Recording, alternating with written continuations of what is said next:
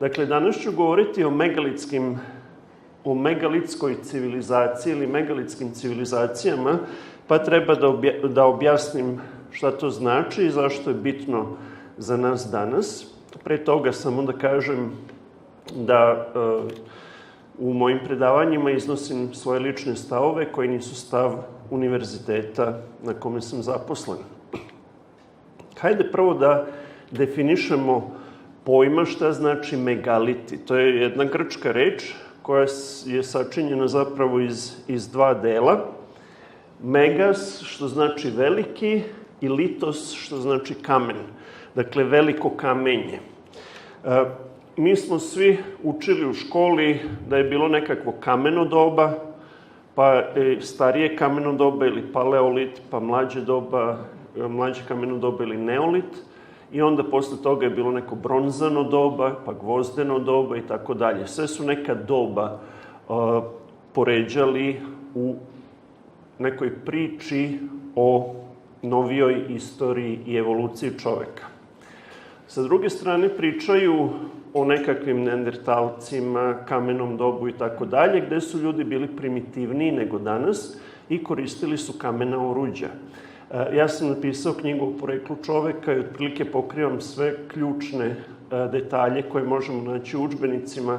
U udžbenicima i zvanična nauka daje vrlo jednostranu sliku o poreklu čoveka. Ja se time danas neću baviti, ali ono što želim da kažem jeste da megaliti zapravo ukazuju na kameno doba. To je jedno kameno doba, ali mnogo drugačije nego što smo ga učili u školama.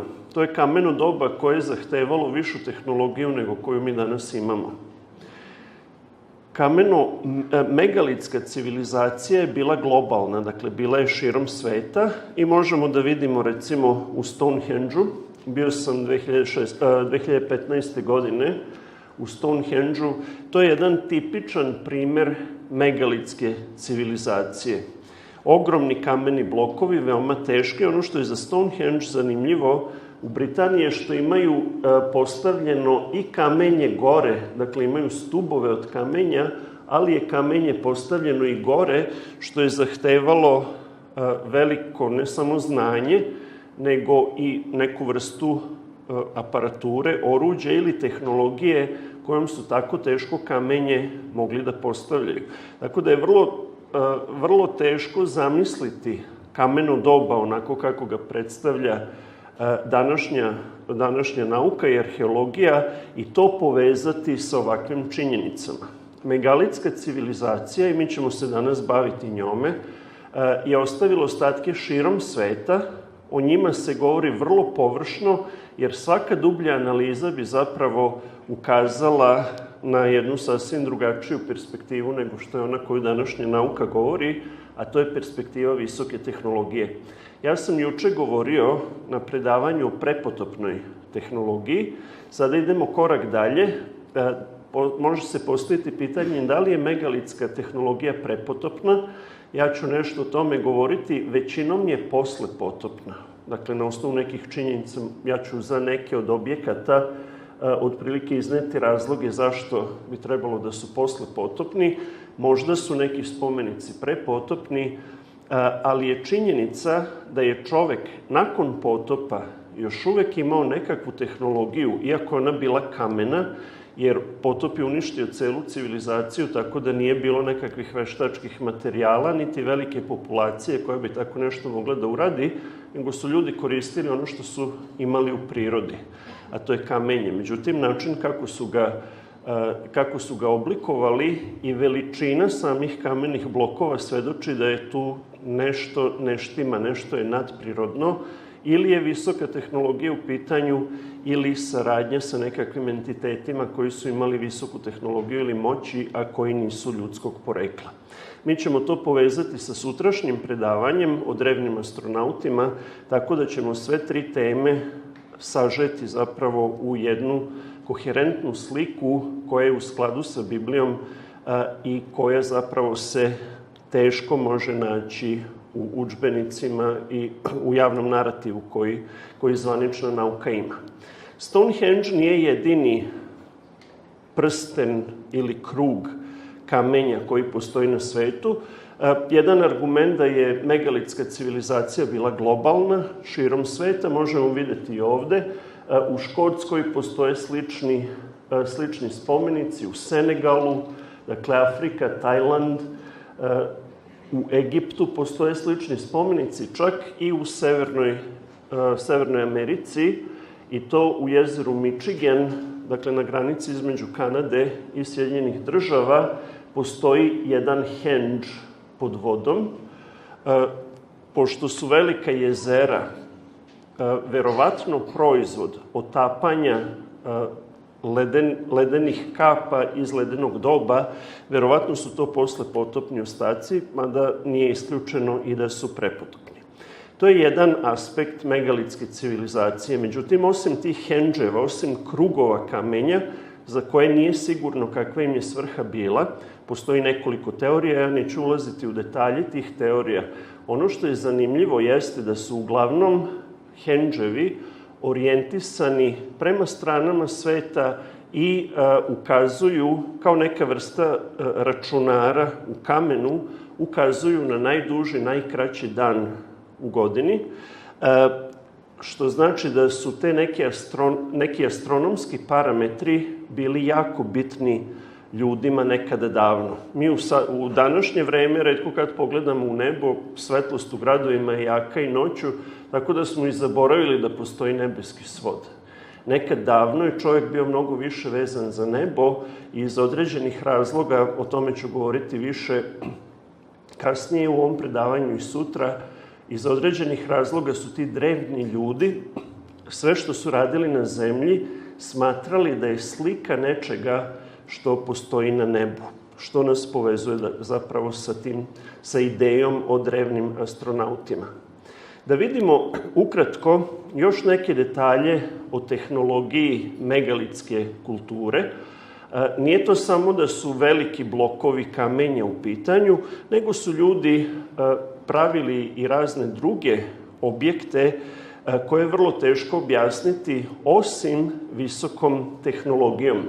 Ovo je jedna žrtvena posuda egipatska iz starog Egipta, napravljena od granodiorita, koji na toj mohovoj skali tvrdoće je 6, nije suviše tvrda stena ili kamen, ima i tvrđih, ali je relativno tvrd kamen. Za Egipat se smatra da je bio u bronzanom dobu, dakle da su od bakra i od bronze pravili svoja oruđa i takva oruđa apsolutno ne bi mogli da oblikuju ovako pravilne kamene posude. Mi se nalazimo u hotelu Cepter i Cepter je poznat po tim kvalitetnim posudama. Ova tehnologija je uporediva sa Cepterovom tehnologijom. Pa vi vidite, ovo je pre nekih 3.500 godina. Tako da nalazi se u Britanskom muzeju, ali objašnjenja uopšte ne tretiraju pitanje kako je moguće da su ovako pravilno mogli da oblikuju sa kojim oruđem, sa kojim aparatima su tako pravilno mogli da oblikuju ove objekte. Zatim, verovatno stariji među vama, tu uključujem i sebe, se sećamo serije Misterije sveta od Artura Clarka.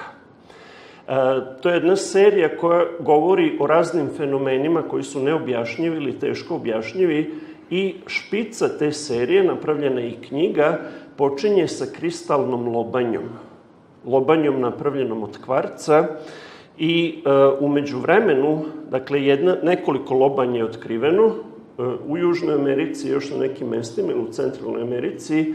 Jedna od tih lobanja je takođe bila u Britanskom muzeju. Ja sam tamo bio sa svojom porodicom, ovde možete vidjeti suprugu Nevenu, i sinove kad su bili malo mlađi 2015. godine. Ono što je zanimljivo u čitavoj priči, ovo je dakle ta kristalna lobanja. U međuvremenu su urađene analize elektronskim mikroskopom na površini kristalne lobanje i pokazano je da je korištena neka visoka tehnologija, nekakve brusilice za koje zvanična nauka smatra da ih nisu mogli imati pre nekoliko stotina godina ili pre nekoliko hiljada godina. Pa Pa na osnovu činjenice da je na ovom objektu upotrebljena visoka tehnologija, a priori su odbacili autentičnost objekta. Dakle, vidite koliko logika ne funkcioniše tu. Umesto da idu drugim putem pa da kažu aha, drevni čovjek je imao visoku tehnologiju, pošto postoje dokazi da je visoka tehnologija primljena, oni kažu ne, to ne može, to je kraj 19. veka.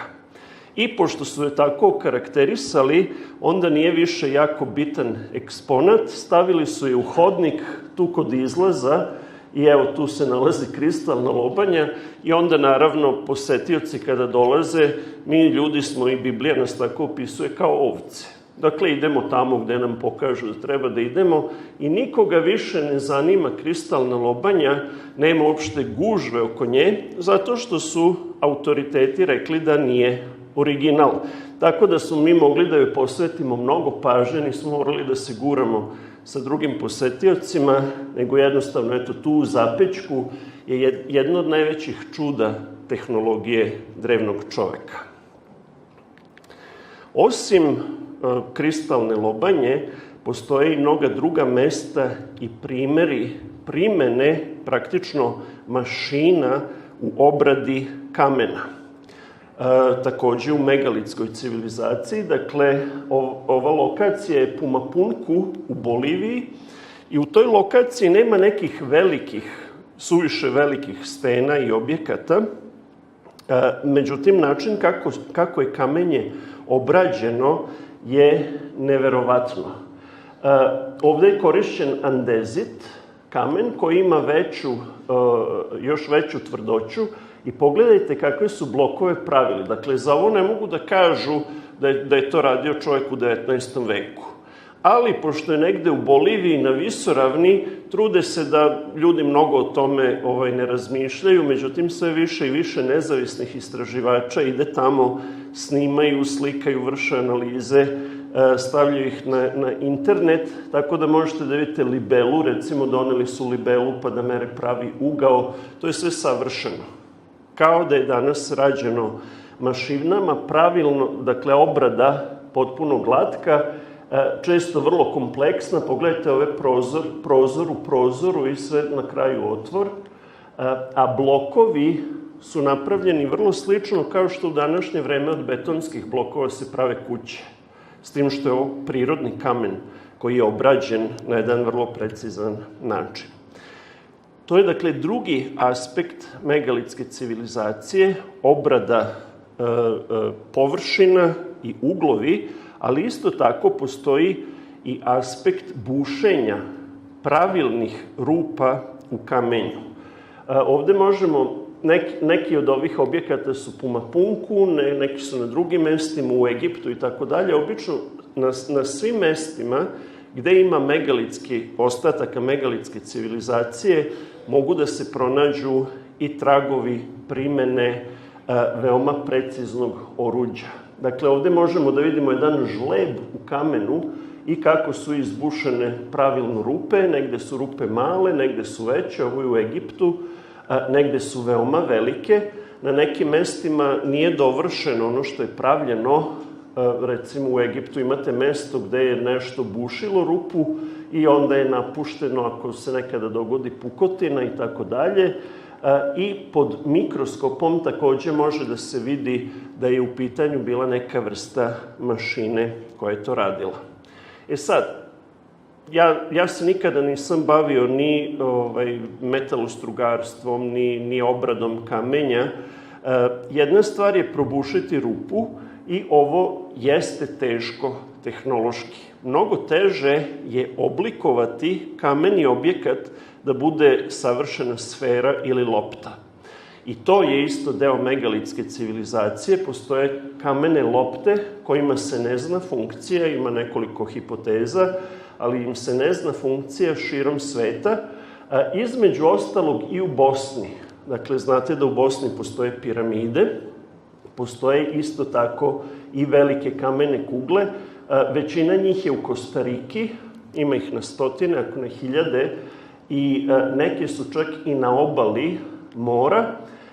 Ima ih na Islandu, ovo je sa Islanda, ima ih u Indiji, dakle širom sveta. Još jedna karakteristika da je megalitska civilizacija bila globalna civilizacija. Zanimljivo da kugle koje su u Indiji, neke od njih su šuplje, što je još dodatna poteškoća napraviti šuplju kamenu loptu. Neke sfere su skoro savršene i postavlja se pitanje iz kog razloga su ljudi glačali kamenje da bude u obliku savršenih ili skoro savršenih sfera. Dakle, ima mnogo misterija koje su tu, ali i danas je vrlo teško napraviti od kamena savršenu kuglu. I onda dolazimo do nekih anomalija. Anomalije su činjenice koje su pred našim očima, koje je teško ili nemoguće objasniti zvaničnim narativom, zvaničnim objašnjenjem. Postoje mnoge anomalije koje ne primećujemo, jer jednostavno smo navikli da verujemo autoritetima. Ako smo u školi učili da su Egipćani pravili piramide tako što su vukli na onim drvenim saonicama kamenje ili na oblucima i da su to radili robovi, da su ih tamo bičevali i tako dalje, to su slike koje uopšte nisu podržane arheološkim nalazima ili istorijskim nalazima. Međutim, ono što možemo da zaključimo jeste na osnovu samog objekta. Ovo je ta velika Keopsova piramida. Pogledajte koliki su ljudi naspram kamenih blokova. Ima preko 2,5 miliona kamenih blokova. Smatra se da je piramida rađena u periodu od 20 godina, što znači, pogotovo u početku, da su morali svakog minuta da postave barem jedan blok, a verovatno u početku i više blokova, pošto je kasnije bilo teže kako su se penjali sve višlje i višlje.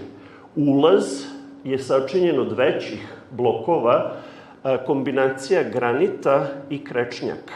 Sad ono što je zanimljivo, krečnjak je uglavnom sačinjen od mikroorganizama koji su verovatno nataloženi u velikoj potopnoj katastrofi. Oni imaju ljušturice, tako da upotreba krečnjaka, koji recimo vidimo u Egiptu, ukazuje da su u pitanju poslepotopni objekti.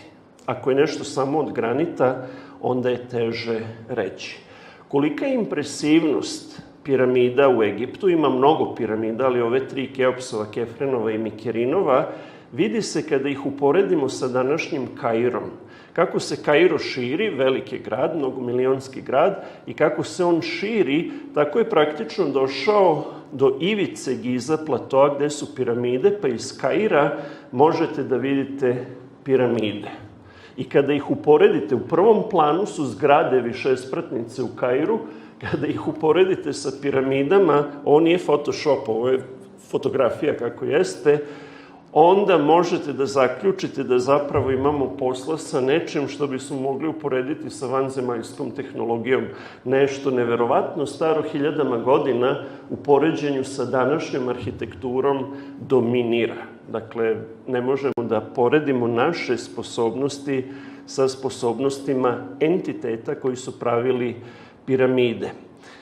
Osim, dakle, njihovog današnjeg stanja, pošto je prošlo 4000 godina, osim današnjeg stanja može da se napravi rekonstrukcija kako su one izgledale u vreme kada su građene.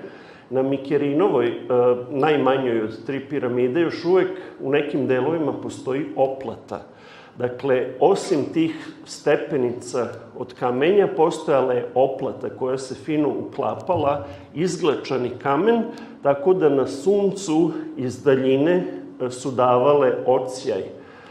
Mnogi ljudi kažu, inače, ove 3 piramide nikada nisu bili grobovi faraona. Postoje neke piramide koje jesu grobovi, ali ovo nikada nisu bili grobovi, niti postoje zapisi unutra da su to Keopsova, Kefrenova i Mikerinova piramida, nego je to narativ zvanične arheologije.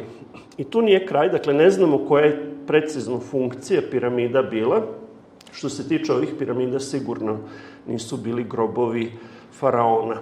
Sad, piramide su najčešće četvorostrane, njihove stranice su precizno orijentisane po stranama sveta, što ponovo ukazuje na veliko znanje, ali ono što ljudi manje znaju jeste da je Keopsova piramida zapravo osmostrana piramida. Nije četvorostrana, nego osmostrana. kada se pogleda iz vazduha, svaka stranica je blago prelomljena na sredini, tako da je svaka stranica zapravo 2 stranice. Međutim, to je tako suptilno urađeno. To je samo nekoliko desetina santimetara razlike od pravilne stranice. Tako je suptilno urađeno da samo na par određenih datuma u godini, ne znam da li ravnodnevnica ili najkraći dan, najduži dan, se ovo vidi. Inače je nevidljivo.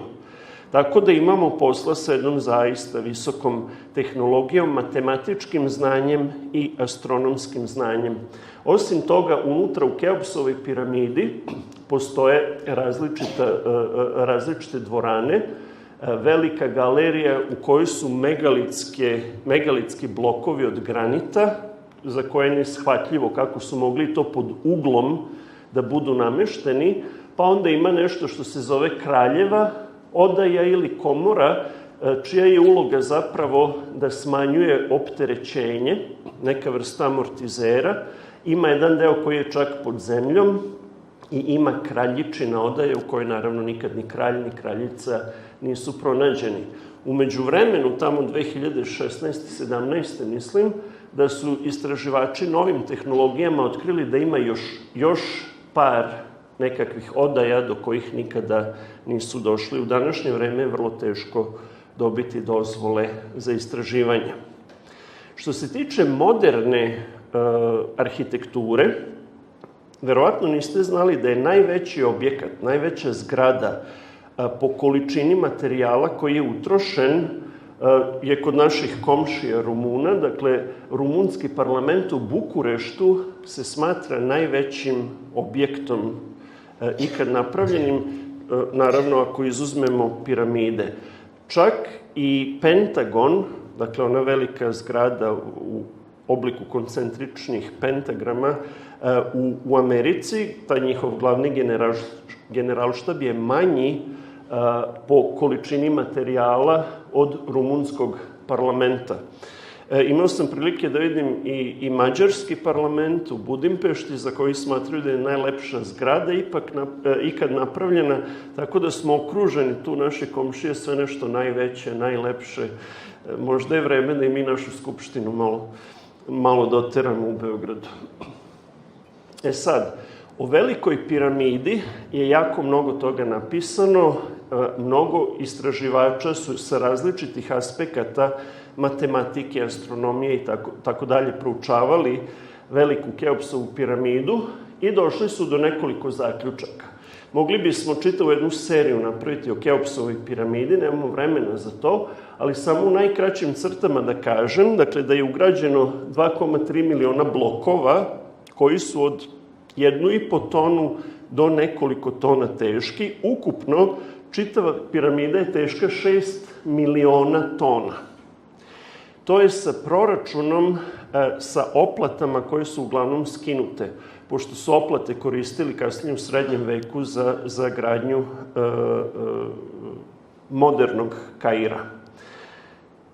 Tu, dakle, kada se ukupno izračuna kolika je težina Keopsove piramide, ona je veća od tog najvećeg objekta koji je moderna arhitektura napravila, pa onda zatim postoje frapantne stvari koje ljudi koji istražuju dođu do njih, ali nikada nećete u udžbenicima učiti na času istorije, nećete učiti nikada. To je, da kažem, neke od činjenica. Keopsova piramida se nalazi u strogom središtu kopnenih masa celog sveta. Kada pogledamo sve kontinente, na severnoj i južnoj hemisferi, na istočnoj i zapadnoj hemisferi, tu gde je Keopsova piramida, tu je tačno centar kopnenih masa celog sveta.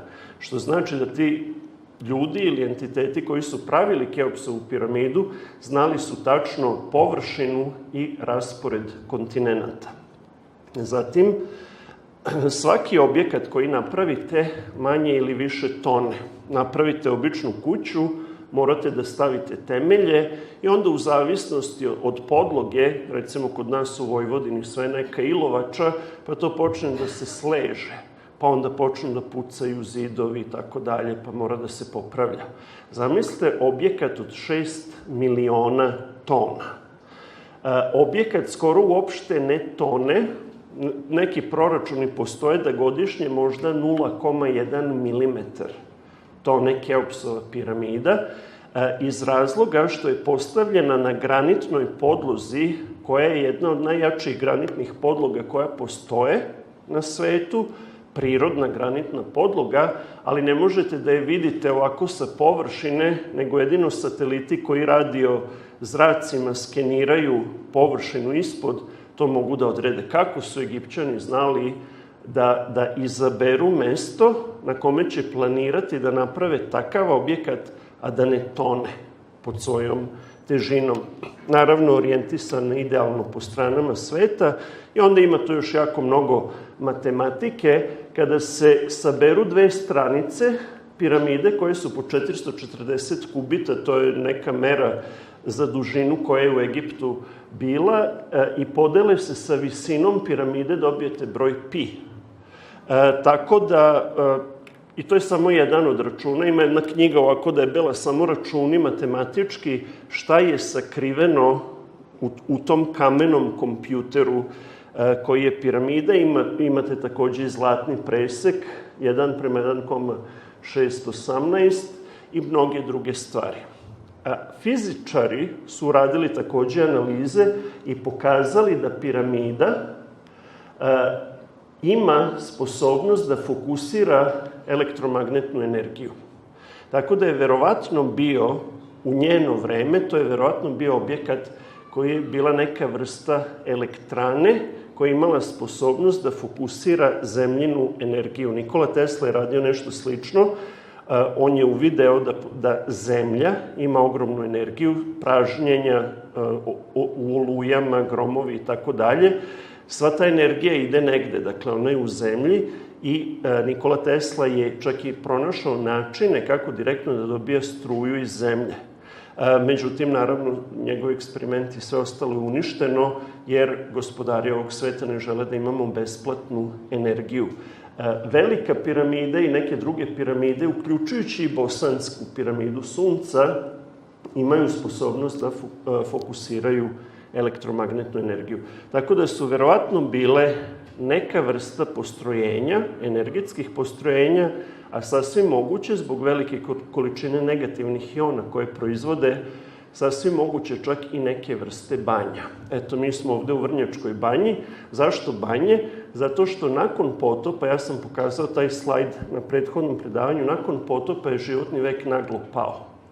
I ljudi koji su nekada živeli 900 godina, odjednom žive 450 godina, pa stani malo, prepolovio se životni vek. Ja ne bi imao ništa protiv da živim 450 godina, sve to imamo zapisano u Bibliji, ali onda sledeći poluraspad od 230-240 godina, tako da su ljudi sa velikim znanjem koje su još uvek imali pokušali da uspore pad životnog veka i praktično propadanje čovečanstva, ali nisu, vidimo na nama danas da nisu uspeli. Piramide se nalaze širom sveta. Ovde možemo videti poređenje egipatskih piramida i piramida u centralnoj i južnoj Americi, ali osim toga postoje piramide širom sveta, uključujući Kinu. U Kini postoje ogromne piramide, tako da su piramide takođe objekti megalitskog doba. One koje su pravljene od kamena, međutim, postoje piramide koje su pravljene od opeka, od cigle, i o tome ćemo govoriti nešto više kasnije. Zatim postoje veliki, ogromni kameni blokovi, praktično najveći poznati kameni blokovi se nalaze u Libanu, u Balbeku, gde postoje ostaci Heliopolisa, koji je bio aktivan još u Isusovo vreme, dakle u vreme Rimljana. Oni su tu imali hram i taj hram je podignut na ogromnim blokovima. Ovde vidimo veličinu jednog bloka koji je dugačak 21 metar, kameni blok dugačak 21 metar, visok 5 metara, podignut na visinu od 7 metara.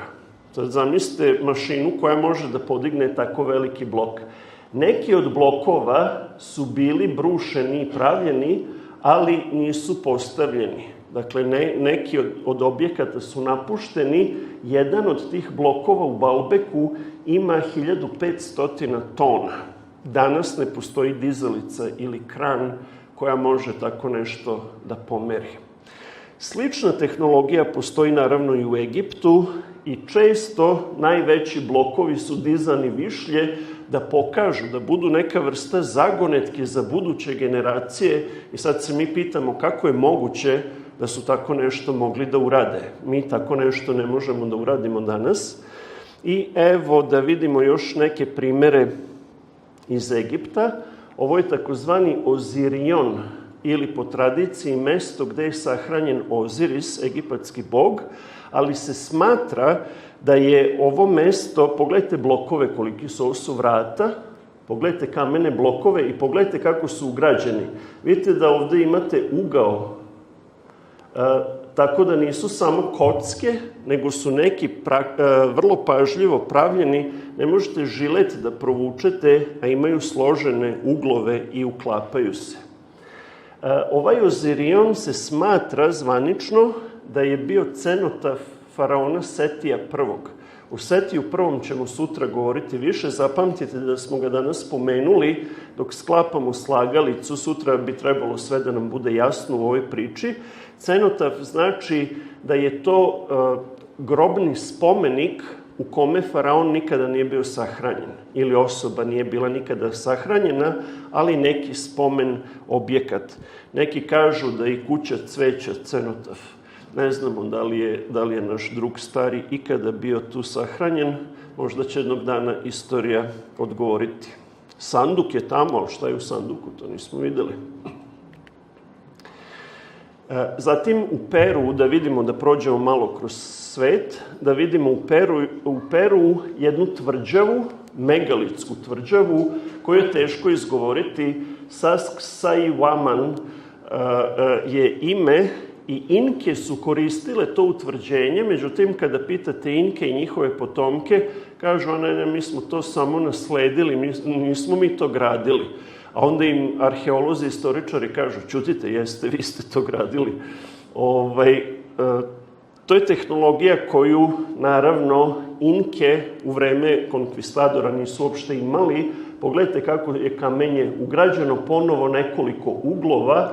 Bez korišćenja cementa ne možete žilet da provučete između.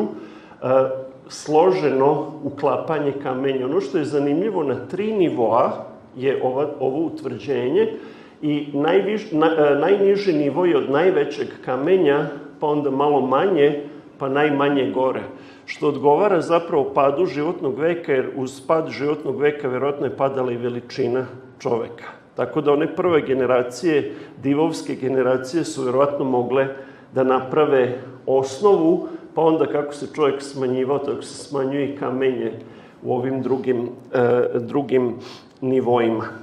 Osim kamenih utvrđenja, piramida, hramova, hendževa i tako dalje, megalitska civilizacija se takođe karakteriše takozvanim geoglifima. Geo znači zemlja, a glifos znači crtati.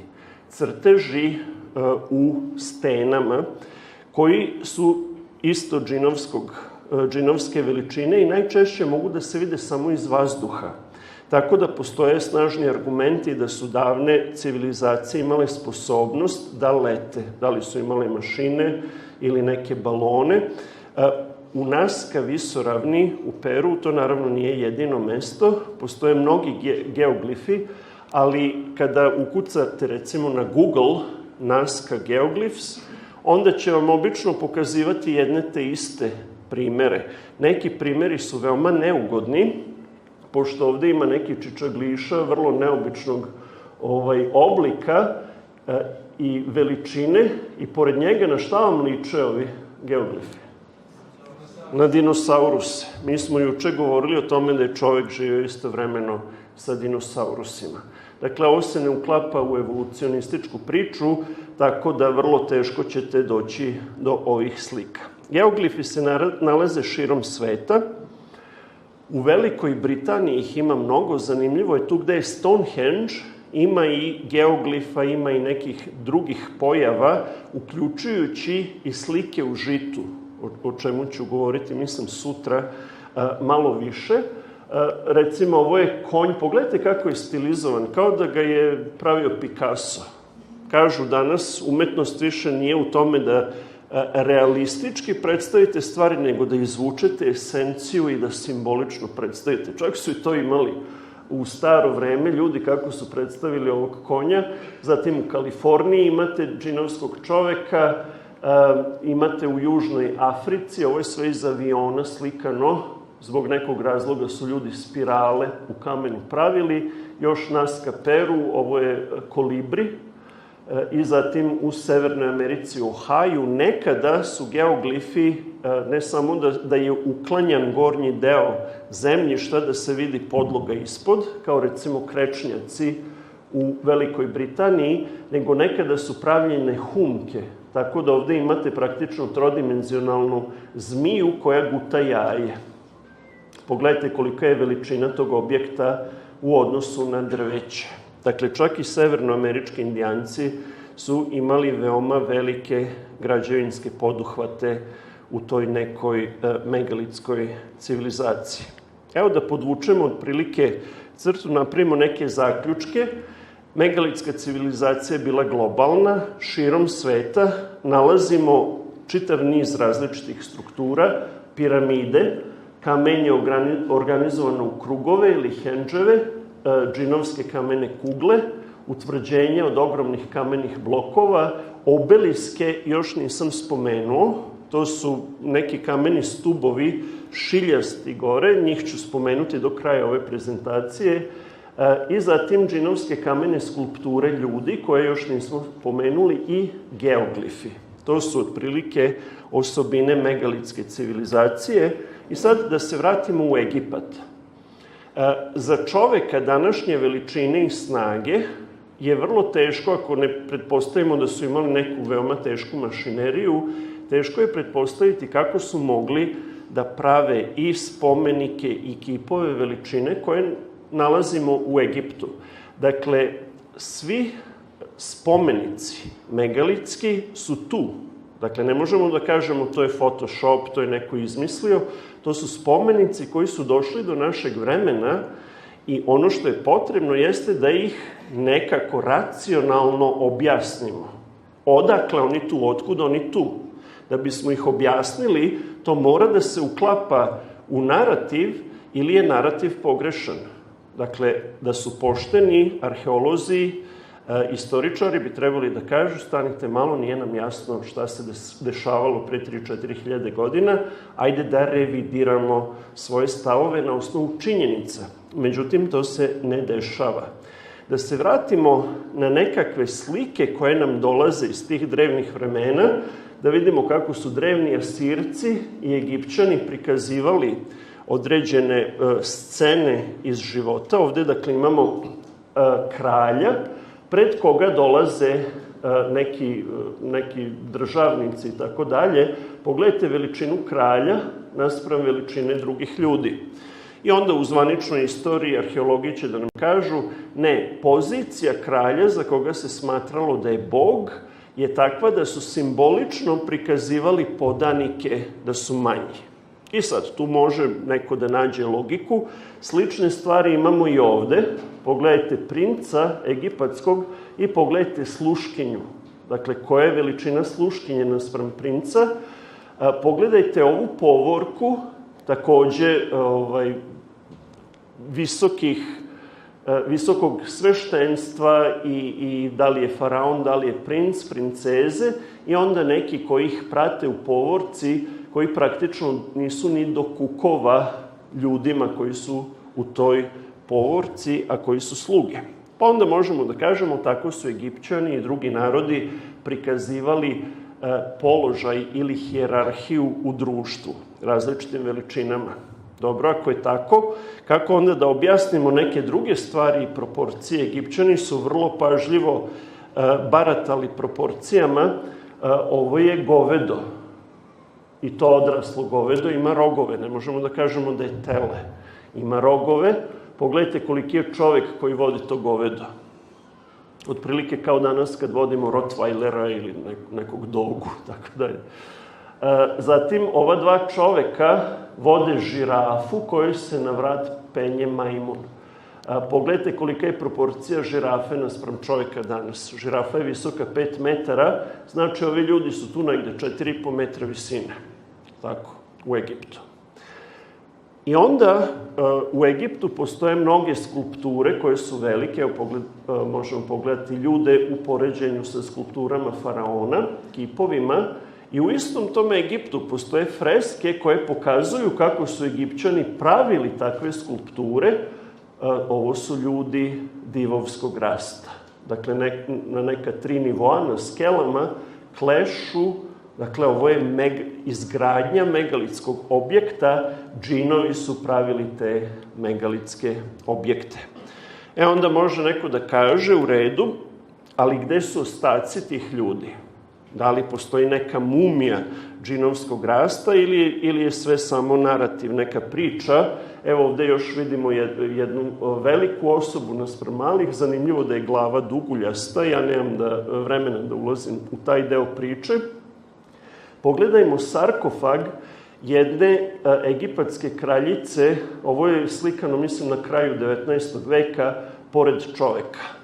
Dakle, nije istina da ne zna arheologija da je bilo divova i u kraljevskim lozama i tako dalje, nego se to uklanja, sistematski se uklanja, pošto je u međuvremenu teorija evolucije došla na snagu i ona nas uči kako smo nastali od majmunolikih predaka i nikad nismo bili napredniji nego danas. Biblija nas uči da smo mi bleda slika onoga što je čovek bio, da praktično deevoluiramo, da smo sve niži, sve kraće živimo, sve smo manje inteligentni kao vrsta. Takođe, u Mesopotamiji postoji ep o Gilgamešu. I taj Gilgameš je bio čovek sa izuzetno kvalitetnom kosom i kovrčom i bradom. Da li primećujemo šta drži u ruci? Drži lava. Je to lavić, mladi lav ili odrasli lav? Dakle, ovo je mužjak lava. Mužjaci imaju grivu. Artefakt je iz Azije. Postojao je azijski lav. Sve do nedavno, sada je izumro. Ono što je bilo tipično za azijskog lava kao drugu podvrstu u odnosu na afričkog lava, jeste da se kod mužjaka griva prostirala i na stomaku. Pogledajte kako je verna predstava azijskog lava, i na stomaku mu se prostire griva. I sad, ovaj Gilgameš je toliko velik i snažan da jednom rukom drži lava i lav se nešto otima. Vidite kako je šape, onako, kao mačku kad uhvatite pa raširi šape, uplaši se. I naravno, lav grize Gilgameša koji ni ne obraća pažnju na to što mu se dešava. Ako je ovo veličina lava u današnje vreme, onda je Gilgameš morao da bude nekih 4,5 do 5 metara visok. Tako da do nas dolaze mnogi zapisi i spomenici koji ukazuju na ljude, junake iz drevnih vremena koji su bili divovskog rasta. Takođe u Egiptu postoje granitni sarkofazi koji su ili prazni ili u nekima su sahranjeni bikovi, sveti bikovi, egipatski apis, ali pogledajmo naspram čoveka i pogledajmo ponovo kako su te ivice pažljivo obrađene. Niko nema ideju kako su uspeli da prebace te granitne sarkofage na mesta gde se danas nalaze. Imate neke uske hodnike, dođete do njih. Najverovatnije je ugrađivano. Kako je građeno, da je ugrađivano, ali praktično nema dobrog objašnjenja. U Južnoj i Centralnoj Americi Asteci, kada su konkvistadori pljačkali Indijance u Centralnoj i Južnoj Americi, onda su pokupili zlato, naravno, ali osim zlata su pokupili i različite artefakte, zapise. Između ostalog, ovo je takozvani Kodeks Vatikano, u kome su sačuvali astečki zapis, kako gomila Asteka je uhvatila i ubila jednog diva i izvlači ga, dakle vuku ga Pogledajte veličinu tog čoveka naspram ovih Azteka. Da li možemo da isključimo? Da, hvala.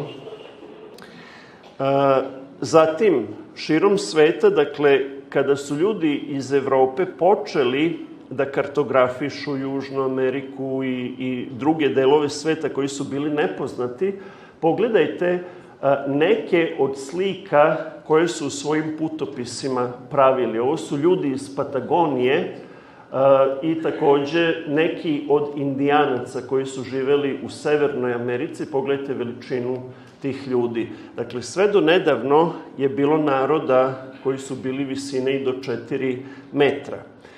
Divovski rast postoji i danas u retkim situacijama. Biblija govori o divovima, o džinovima koji su živeli pre potopa, koji su uništeni u potopu, ali takođe i nakon potopa su neki divovi postojali i kada je jevrejski narod osvajao obećanu zemlju, neki od tih naroda koje su isterivali ispred sebe su bili divovskog rasta. O tome može da se čita u Starom Zavetu, recimo kada je David pobedio Golijata.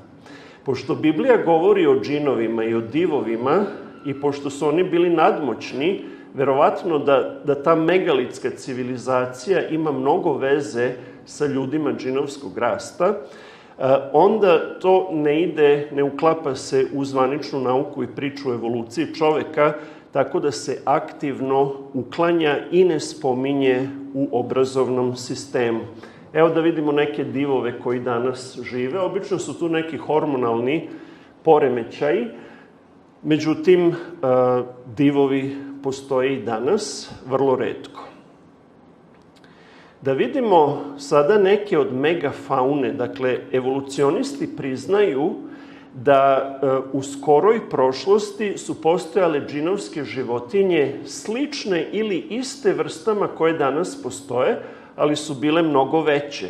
Poznat je džinovski rakun, poznat je džinovski majmun koji je žive u Aziji, praktično džinovski orangutan koga zovu Gigantopithecus. Poznati su džinovski krokodili, pogledajte lobanju naspram današnjeg krokodila.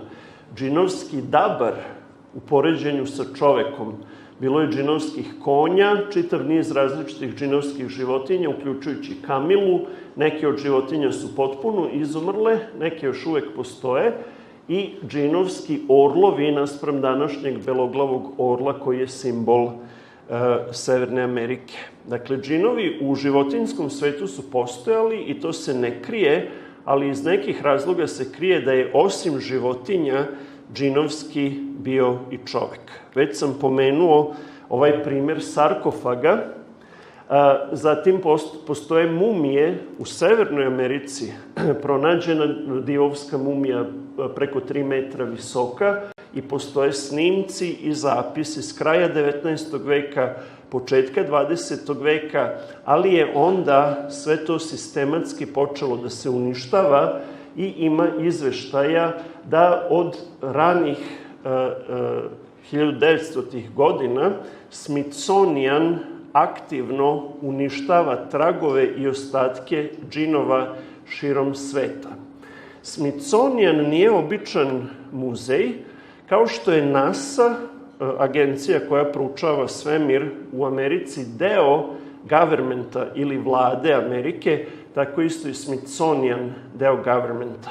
Tako da se bave nekim zataškavanjem ostataka divovskih lobanja i svega ostalog vezano za divove, ali toliko ima artefakata da je praktično teško sve zataškati i postoje slike iz 19. veka koje ne mogu da negiraju.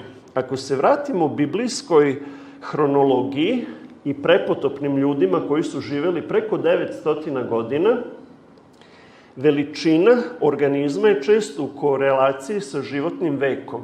Što je veći organizam, to mu sporije radi srce. I čovek danas živi tu negde 80 godina verovatno su ljudi koji su živeli 900 godina bili znatno viši. Ovde imamo sad jednu hipotetičku sliku u kojoj je Adam bio visok 15 fita, to je otprilike negde 5 metara, pa onda u 10 generacija se veličina malo smanjila u Noevo vreme, onda se još drastičnije smanjila do današnje visine čoveka. Kada pogledamo hronologiju i životni vek ljudi nakon potopa, pošto ih je samo nekoliko preživelo potop, njihovi potomci su morali da se ukrštaju u srodstvu i zbog mutacija koje su sa obe strane nasledili, naglo je pao životni vek u samo nekoliko generacija, ali isto tako i visina, snaga i mentalne sposobnosti. Svaki blok predstavlja životni vek određenog čoveka i poklapanje njegovog životnog veka sa životnim vekom potomaka. Nikada pre ni posle u ljudskoj istoriji nije bio period da ljudi koji su izašli iz Noeve barke, dakle Sim, Ham, Jafet, koji su živeli oko 600 godina, nadživeli su sledeće generacije koje su živele oko 400 godina, sledeće 3 generacije, ali ove 3 generacije su praktično uspostavile poslepotopnu civilizaciju. I to je to takozvano zlatno doba, o kome mnoge stare civilizacije govore, gde su imali svoje vladare koji su živeli stotinama godina, podanici umiru, ova generacija je umrla, ova 5-6 generacija je umrlo, ova još uvek živi i sedi na prestolu. To je efekat koji je bio širom sveta usled ukrštanja u srodstvu nakon potopa. I samo biblijski može ta genetika da se objasni i samo biblijskom genetikom možemo zapravo da razumemo megalitsku civilizaciju, činjenicu da su postojali džinovi i to što ih prikazuju divovske nije zato što su bili viši u hijerarhiji, nego zato što su zaista bili divovi, a ljudi su se smanjivali i shodno tome umirali u generacijama, ovi su još uvek živeli. Da li postoji neki ostatak, neki artefakt džinovskih mumija iz Egipta? Pa Egipat je od 19. veka, praktično od 18. veka, od Napoleonovih osvajanja, bio meka bezakonitog trgovine sa istorijskim arheološkim artefaktima, tako da i u današnje vreme još tu i tamo može, sad je to naravno zabranjeno i strogo zabranjeno, ali tu i tamo još uvek može da se nešto prošvercuje i postoje prodavci egipatskih relikvija koji u današnje vreme nude ostatke mumija. I evo ovde imamo sliku jednog prsta mumificiranog džina, tu je i kost unutra, jedan prst u poređenju sa novčanicom, egipatskom novčanicom. Veličina prsta je negde, računa se, oko 40 cm. Prst na ruci. Dakle, ima ostataka, nije sve uništeno. Osim toga, naročito u Severnoj Americi, ljudi kopaju temelje da naprave kuću i pronađu džinovske ljudske kosti. Ovo je femur, pogledajte naspram današnjeg čoveka. Dakle, ne može Smithsonian i slične institucije sve da uništi, sve da zataška, trude se koliko mogu, ali još uvek ima dosta toga što je u privatnim rukama, postoje čak i privatni muzeji u kojima mogu da se vide ostaci divovskih ljudi. Megalitske skulpture, dakle skulpture divovskog rasta, najverovatnije su rađene u proporciji 1:1. Na Uskršnjim ostrvima možemo videti ove divove koji gledaju negde u daljinu, nekoga čekaju, visoki su po 4-5 metara, plus deo koji je ukopan u zemlji i ima ih na stotine. Danas više nema drveća tamo, zvanično nauka smatra da je čitava civilizacija propala kad su posekli svo drveće. Pogledajmo veličinu u odnosu na konje. Međutim, i u Evropi i širom sveta postoje kipovi divova iz megalitskog perioda. U Sardiniji, dakle na ostrvu Sardinija, postoje divovi čiji izraz lica je veoma sličan ovim dijelovima na uskršnjim ostrvima na drugom kraju sveta. Sad, ono što je ostalo još da, kada govorimo o megalitskoj civilizaciji, da pokrijemo, jeste pitanje podvodnih megalitskih objekata.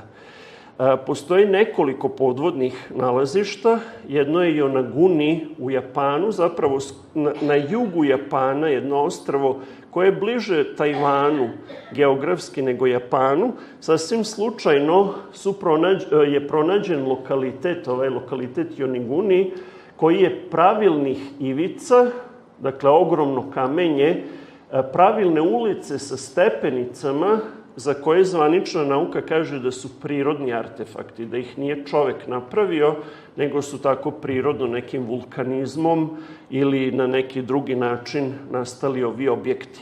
Dakle, sipaju nam u zdravu pamet šta treba da verujemo, kao da ne vidimo vlastitim očima kako to izgleda i koliko je. Potop je izazvao ledeno doba. Kako to možemo da tvrdimo? Ja znam da je naš Milutin Milanković izračunavao oscilacije kosmičke i tako dalje, kojima je pokušao da objasni ledena doba. Svaka čast tome, ja se lično ne slažem sa time, pošto prihvatam biblijsku hronologiju. Da bi do ledenog doba došlo, mora da se desi jedna neverovatna stvar, a to je naglo zagrevanje i naglo hlađenje istovremeno. U slučaju nuklearnog rata kažu da bi došlo do nuklearne zime, što nije ništa drugo nego ledeno doba, jer bi ogromna prašina otišla u atmosferu, blokirala sunce i naglo bi pala temperatura. Međutim, da bi se ledeno doba dogodilo, potrebna je ogromna količina vlage, vodene pare u vazduhu, a voda ima jako veliki toplotni kapacitet.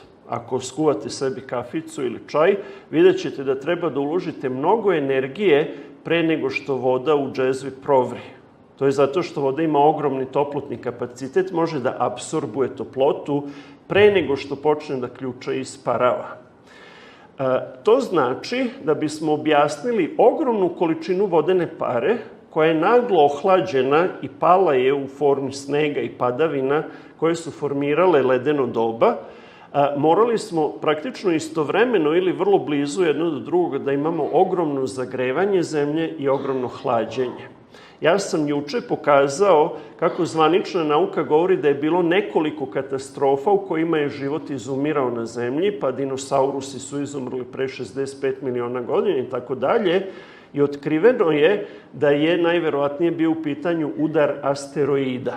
Dakle, jedna velika stena, kada ogromnom brzinom udari u zemlju, tu kinetičku energiju pretvara u toplotnu energiju i udar u more praktično isparava ogromnu količinu vode, ali onda zamrači nebo, ohladi zemlju i onda možete da imate ledeno doba.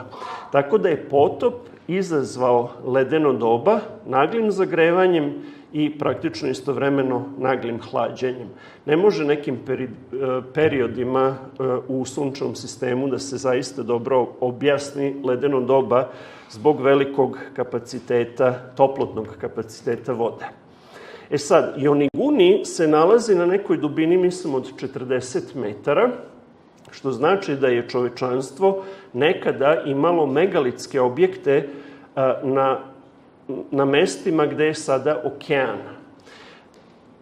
Računa se da je ledeno doba, kada su polarne kape formirane, smanjilo nivo mora za 80 metara. Tako da su postojali mnogi kopneni prelazi između kontinenata i ostrva. Ja recimo proučavam bube na Filipinima. Mnoga ostrva danas na Filipinima izolovana neposredno nakon potopa su bila povezana kopnenim mostovima i sada je, dakle, dubina mora 80 metara više.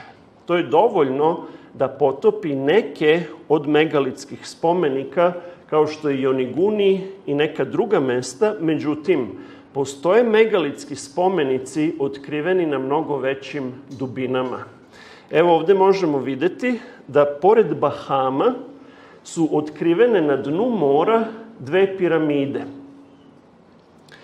I ne samo to, nego pored Kube, U Kubi inače nema megalitskih spomenika, ali pored Kube je otkriven čitav jedan sistem kao grad i megalitski spomenici koje je prvi put otkrila američka mornarica u vreme kubanske krize, pa se ćutalo o tome, bilo je vojna tajna i onda posle toga 2008. godine mislim da je neka privatna kompanija iz Kanade radila skeniranje mora za Fidela Castra, pošto se nadao da će naći neku špansku galiju sa zlatom i tako, pa su umjesto toga pronašli podvodni grad na dubini od 600 metara.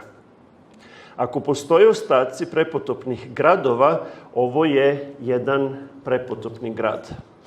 Naravno, postoji i priča o Bermudskom trouglu, ja ću sutra malo više govoriti o tome, i to je tu vrlo blizu, dakle ovdje je to mesto gde su podvodne piramide i Bahami su isto u blizini. Ostavit ćemo to za sutra kada govorimo o tim nekim drevnim astronautima. Sad želim da kažem još par stvari o tome da su mnogi megalitski spomenici nedovršeni.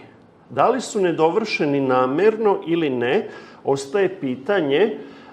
Verovatno su simbol koji je vezan za Bibliju i vezan za izgradnju Vavilonske kule. Evo sad ćemo vidjeti neke nedovršene kipove na Uskršnjim ostrvima. Pogledajte veličinu tih kipova u odnosu na čoveka. Zatim postoje nedovršeni obelisksi u Egiptu. I sad da pomenem obeliks, dakle to su kameni stubovi ispisani i iz Egipta koji je bio centar magije starog sveta.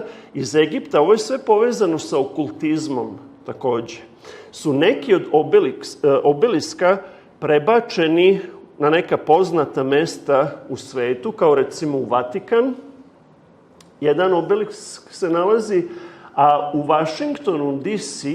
je izgrađen, dakle ovo je izgrađeno, nije prenet obelisk, nego je izgrađen tako da podsjeća, pogledajte kupolu katedrale, mislim da je to katedrala Svetog Petra, obelisk i pogledajte sliku, dakle ovo je original u Vatikanu, imate kupolu i obelisk, a ovo je slika, slika je ikona, dakle slika nečega drugoga u Vašingtonu.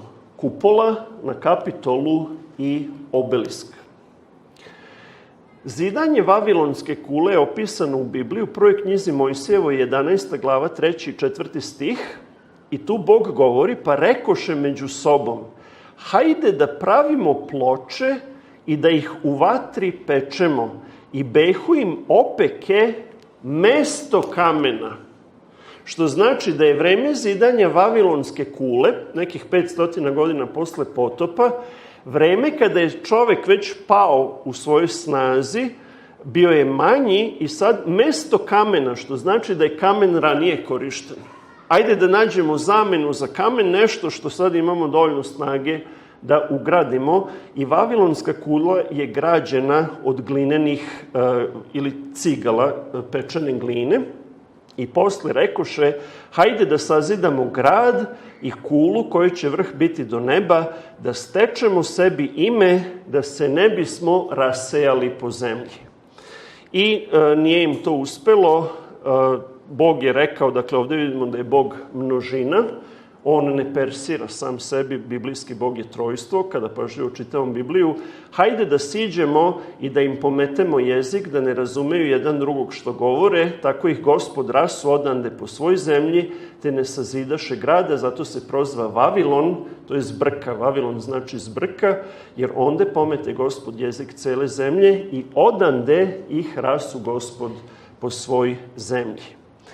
Zidanje Vavilonske kule, ovdje na jednoj umetničkoj slici prikazano, je uzeto kao simbol neuspešnog pokušaja svetskog poretka ili novog svetskog poretka. I verovatno zato su mnoge civilizacije ostavile neke nedovršene objekte. Jer možda je čovek izumro na Uskršnjim ostrvima, ali u Egiptu su još uvek dugo postojali i možda su na taj način simbolisali da je neuspeo pokušaj tog megalitskog ujedinjenja jedne civilizacije koja bi bila naspram Boga. Jer su želeli da se da se izjednače sa Bogom, vidimo isti politički koncept koji je Lucifer imao na nebu u prvoj pojavi zla. U Strasburu, u Francuskoj, ovo je zgrada Evropske vlade koja je sasvim namerno napravljena u formi nedovršene vavilonske kule. Dakle, ti neki ljudi iza kulisa pokušavaju da dovrše ono što je Bog omeo pre 4000 godina kad se gradila vavilonska kula. Što se tiče megalita, oni imaju svoju okultno značenje, o tome ću govoriti sutra. Međutim, da spomenem spomenik iz Džordžije u Sjedinjenim Državama koji je podignut 1980. godine i na tom spomeniku je pisao plan da se čovečanstvo svede na zlatnu milijardu ljudi. I onda su to sve više i više ljudi dolazili da posećuju, da slikaju, to je bilo po internetu i onda odjednom 2022. godine neko digao u vazduh i kažu to su hrišćanski fundamentalisti uradili. Ne piše ko je digao u vazduh to, suviše mnogo ljudi je počelo da obraća pažnju. Dakle, čitava struktura je izgrađena tako da podsjeća na megalitske objekte, ima vezu, ta veza je okultna veza, o tome ću sutra govoriti, ne možemo danas sve da pokrijemo, ali evo u novinama Economic Times, Georgias priznali su Satanic Guide Stones Monument gets destroyed u eksploziji. Satanski spomenik je uništen. I sad da se na kraju vratimo Bibliji. Biblija kaže u knjizi Propovednikovoj, 1. glava 9. stih, što je bilo, to će biti, što se činilo, to će se činiti i nema ništa novo pod suncem. Bog je izveo svoj narod iz Egipta, robove na sličan način će izvesti svoje roblje širom sveta iz ove globalističke civilizacije koja pokušava da dovrši ono što je nekad davno megalitska civilizacija radila nasuprot Bogu.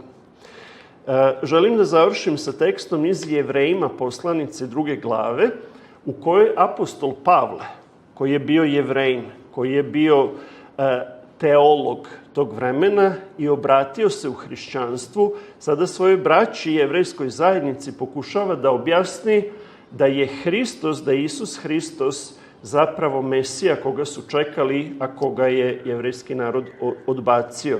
I sad im objašnjava tajnu utelovljenja. Budući pak da deca imaju telo i krv, tako i on, Bog, uze deo u tome da smrću satre onoga koji ima državu smrti, to jest đavola. Biblija otkriva da iza čitave civilizacije od njenog početka do kraja postoje duhovni entiteti, đavo i njegovi pali anđeli, demoni, koji su zapravo kroz čitavu istoriju pomagali čoveku i ova megalitska civilizacija, svi ovi spomenici su na neki način svedočanstvo nadprirodnog. Često ljudi koji su u okultnim sferama dolaze na ta mesta i govore o prisustvu energija i tako dalje, zato što su to materijalna svedočanstva da je nekakva tehnologija, najverovatnije demonska tehnologija, pomogla čoveku koji se vrlo brzo nakon potopa okrenuo protiv Boga da napravi i da uspostavi tu neku novu civilizaciju. Međutim, Isus je svojom žrtvom, time što je ušao u ljudsko telo da bi kao Bog mogao da umre. Bog koji je duh po prirodi ne može da umre, ali je Bogu sve moguće, tako da je u telu Isus Hristos umro za nas i kaže, ovde objašnjava apostol Pavle, i da izbavi one, dakle da smrću satre onoga koji ima državu smrti, to jest đavola, i da izbavi one koji god od straha smrti, dakle mi smrtni ljudi imamo strah od smrti i samim tim smo robovi, da izbavi one koji god od straha smrti u svemu životu biše robovi.